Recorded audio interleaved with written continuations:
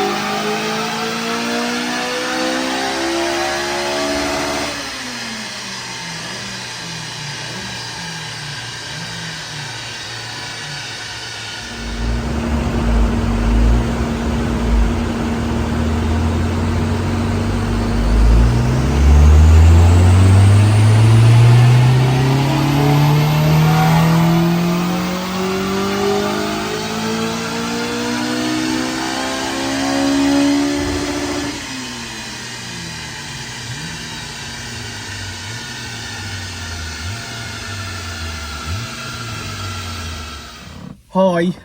Hello. Yes, so black EP3 mapped up lovely, didn't it? Yeah, a few different things on this car than to what we'd normally see. M2 Inlet Manifold, which we all know is not necessarily the best. There are better ones out there, but you know, everyone has a budget. However, so it looks like he's had this one ported. Yes. And ported the head to match. Yeah, and ported the head to match apparently. So it's had everything ported. Had a ported head. Got the Tegiwa leaf eater letterbox induction kit on it. It's got a, did you say Tegiwa 4:1? Or Japspeed 4:1 mated to a 2.5-inch exhaust, custom exhaust. And he said, don't look at it, it looks like my dog made it. Okay. So we didn't. So I didn't. I just didn't look. Yeah, so some good mods, some bad, well, I won't say bad mods, but some good mods and some less good mods. But I think it's made really good power. I think where it's recouped the power is the porting, obviously, it's recouped some because power. Because it's finished on 241 brake horsepower. Yeah, it's weird because he said that you sold this car saying it had got a K100 in it, it had been mapped. I think it's had something done with the ECU. I'm not entirely sure. I'm not entirely sure. Because when we quote, we're like, okay, well, if you've got a K100, it's X amount. But if you've got a stock ECU, then we'll do an ECU exchange, which is X amount. But originally it was booked for a K100 amount. Then when he investigated, he's obviously opened up his ECU, and there's not a K100 in there, and we have confirmed that today. Yeah, there's definitely not one in there, but there's something going on. Because when we did our stock calibration and ran the car, it seemed to rev out further, and VTEC seemed to be lower. So we then ran the car with the ECU exchange in and revved it out to 8.6, and the calibration was the same. So something's been done to the ECU, and like I say, I'm not entirely sure what.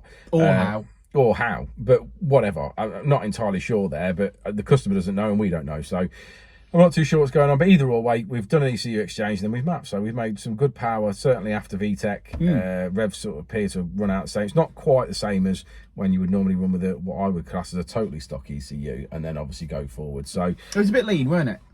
Yeah, a little bit on the lean side, but he's done modifications and changed stuff, hasn't he? I mean, there's certainly improvements where this can be made. Obviously, once it's a track car, so the exhaust's been made to cope with that. I think at like 241, did we finish on? Yeah, so 241, I think that's really good power. I think that's exactly where I'd sort of. It's a nice looking car, and I'm sure you'll have loads of fun on subsequent track days. Oh, yeah, for sure. Should we have a look at that graph? Let's do it. So say it with me, red line is as she came in, blue line is as she leaves. We've made some power there, it's looking fantastic. And we finish at 241, which is 194 at the wheels. A nice car, I'm sure he's going to have plenty of fun in it. So that's another video in the bag. Thanks for getting to the end of this video. Like and subscribe and all that jazz if you so see fit. We still thank you for all the support on YouTube. We're going from strength to strength and we're going to keep on making some videos for you. I think that's about it from us, so we'll see you on the next one, won't we, Rich? Indeed. We will, indeed. Before, and I'll say it again. Life moves pretty fast.